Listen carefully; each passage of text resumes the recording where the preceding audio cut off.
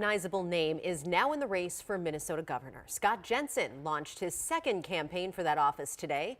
The 2022 Republican nominee and former state senator lost to Governor Walz last time around. Danny Spiewak met with Jensen this afternoon and joins us now with the latest on this race. Danny?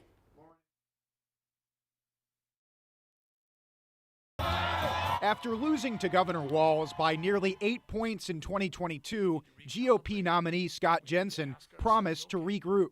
What can we learn from this? Now, the former state senator is gearing up for another run in 2026. And I'm going to do my level best to bring back Minnesota, a place where kindness is not unusual, where opportunity knocks. In his last race, Jensen carried most of greater Minnesota but lost by sizable margins in the Twin Cities. After the Supreme Court overturned Roe v. Wade, abortion played a key role in that 2022 election, with Jensen moderating his stance after initially saying he would support a ban. Abortion, as far as I'm concerned, it's settled law in Minnesota, and we're not going to relitigate it. The Supreme Court has indicated that it's a constitutionally protected right for women. In 2026, Jensen's main competition for the GOP nomination so far is Kendall Qualls, a former healthcare executive who lost the party endorsement last time. You look at my background, I bring common sense solutions, normal solutions. I'm a normal American. Other Republicans seeking the nomination could include attorney Chris Madel, who is still considering a run according to a source,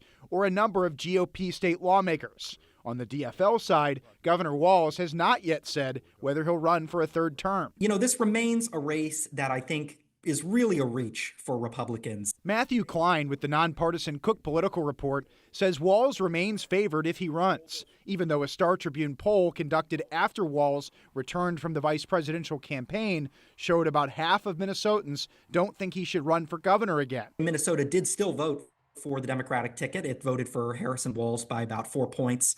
And so if that's the baseline, it's not like he's underwater, right, even with Democratic voters. Governor Walz has not commented on the news that his 2022 opponent, Scott Jensen, will be making another run. But in the last hour, the DFL party chair released a new statement saying Jensen is, quote, known for his wild conspiracy theories and economic policies that favor the wealthy over the middle class. Back to you. So, Danny, Scott Jensen would like to make this a rematch, but what does he say would be different this time around? I asked him that question today, and he talked about state spending. You know, that's, of course, been something that Republicans have talked about for a long time when it comes to the DFL. Of course, the DFL and Walz would disagree, saying they feel that their policies made the state better. But economic policies were really one of his focuses today in the interview. All right, Danny, thank you.